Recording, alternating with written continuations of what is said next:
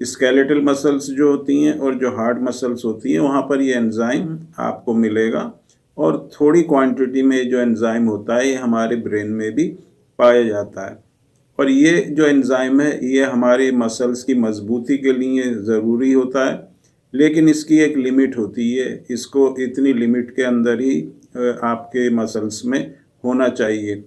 जब इसकी लिमिट बढ़ती है तो इसका मतलब है आपकी जो मसल्स हैं या जो मांसपेशी हैं उसमें किसी तरह की इंजरी, किसी तरह की उसके अंदर डैमेज और किसी तरह से आपकी जो मसल्स हैं वो वीक हो रही हैं, कमज़ोर हो रही हैं। बहुत सी ऐसी कंडीशन होती हैं जिसमें हमारा जो सीपी के लेवल होता है वो बढ़ जाता है।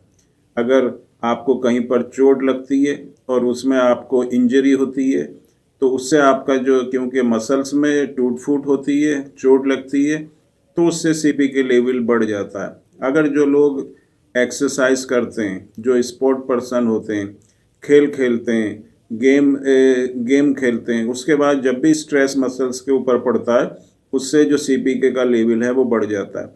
जिन लोगों को हार्ट में प्रॉब्लम होती है, चाहे कभी किसी को अगर हार्ट अटैक हुआ तो उसके बाद भी है उसका सीपी के लेवल बढ़ेगा। ब्रेन में किसी तरह की अगर डैमेज होती है, ब्रेन के अंदर ट्यूमर है या दूसरी कोई कंडीशन है जहाँ पर वहाँ पर इंजरी होगी, तो उससे भी सीपी के लेवल जो है बढ़ता है। और इसके बाद जो एक बहुत ही इम्पॉर्टेंट चीज़ होती है जिसमें सीपी के लेवल बहुत हद तक बढ़ जाता है, वो होती है muscular dystrophy.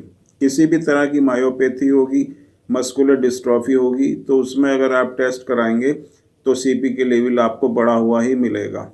DMD, Duchenne muscular dystrophy, BMD, baker muscular dystrophy, spinal muscular atrophy या लिम्ब गर्डल मस्कुलर डिस्ट्रॉफी या दूसरी तरह की जो भी मस्कुलर डिस्ट्रॉफी होती हैं, सभी में ये जो सीपी के लेवल है ये बढ़ जाता है।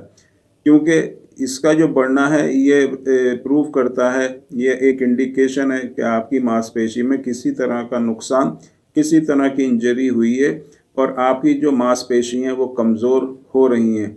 तो मस्कुलर डिस्ट्रॉफी में क्योंकि मांसपेशी जो हैं सिकुड़ जाती हैं, कमज़ोर हो जाती हैं, श्रिंक हो जाती हैं, इंजरी हो जाती है, मसल्स में नुकसान हो जाता है, मसल्स का लॉस ऑफ मसल्स होता है, तो उससे सीपी के लेवल जो है वहाँ से ब्लड के अंदर आके उसका लेवल को बढ़ाता है। इसको जो हम टेस्ट करते हैं उसमें एक यूनिट होती है जिसमें सीपीके को देखा जाता है, वो होती है माइक्रोग्राम्स पर लीटर। तो इस यूनिट में आप इसको देखते हैं और ये जो है नॉर्मल रेंज इसकी अगर हम मेल में बात करें तो वो 55 से लेके 170-180 माइक्रोग्राम्स पर लीटर मानी जाती है। फीमेल में थोड़ी इसकी रेंज कम होती है, 35 से लेके 150 तक इसकी नॉर्मल रेंज मानी जाती है। उसके ऊपर जब इसकी रेंज बढ़ती है तो आपके मसल्स में डैमेज माना जाता है, ये आपके मसल्स को नुकसान हुआ है। तो सीपी के लेवल जो है बढ़ना एक तरह का इंडिकेशन है कि हमारी मांसपेशी कमज़ोर हो रही हैं। और सीपी के भी 3 तरह की कैटेगरी में हम डिवाइड करते हैं। नॉर्मल अगर इजी लैंग्वेज में मैं आपको बताऊं तो CPK1, CPK2 और CPK3। CPK1 जो होता है वो हमारे ब्रेन के मसल्स में और लंग्स के मसल्स में मिलता है। ब्रेन या जो लंग्स होते हैं या उसके नीचे जो झिल्ली होती है डायफ्राम, वहाँ की मसल्स में अगर किसी भी तरह का नुकसान, इंजरी होगी तो ये सीपी के लेवल जो CPK1 होता है वो बढ़ेगा। CPK2 जो होता है वो हमारे हार्ट में मिलता है और हार्ट की जो मसल्स होती हैं, कार्डियक मसल्स, वो अगर किसी भी वजह से वीक होती हैं, कमज़ोर होती हैं, उनके अंदर इंजरी होती है तो CPK2 बढ़ जाता है। और CPK3 जो होता है वो हमारे स्केलेटल मसल्स में होता है, जिसको हम CPK या CK नेक NACB कहते हैं।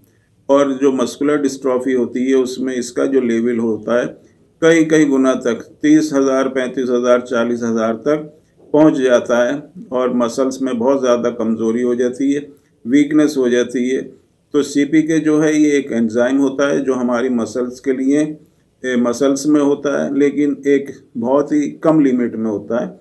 और जब मसल्स में जो डैमेज होती है तो इसका लेवल बढ़ जाता है।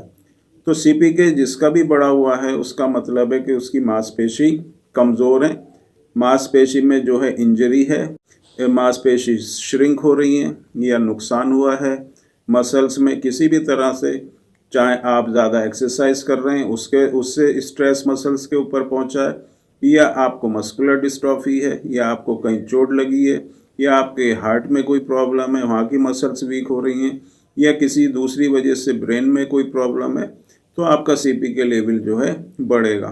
तो अगर सीपी के लेवल बढ़ा है तो इसको कम करना ज़रूरी है।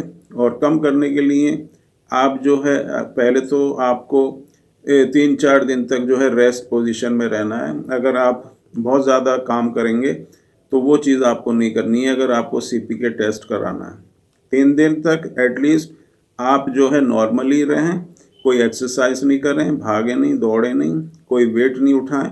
उसके बाद जो है आप सीपी के अपना टेस्ट कराएं, तो उसके बाद जो भी रेंज आपकी आएगी वो आपकी बॉडी के कंडीशन के हिसाब से आपको मिलेगी। तो इसको कम करने के लिए होम्योपैथी में बहुत अच्छी मेडिसिन हैं जो हम काफ़ी टाइम से यूज़ कर रहे हैं, और जिनको ये मेडिसिन दी जाती हैं ख़ास तौर से जो मस्कुलर डिस्ट्रॉफी के पेशेंट होते हैं उनका सीपी के लेवल भी कम होता है, नॉर्मल रेंज में आता है, और उनकी मसल्स में भी जो है ताकत आती है, पावर आती है।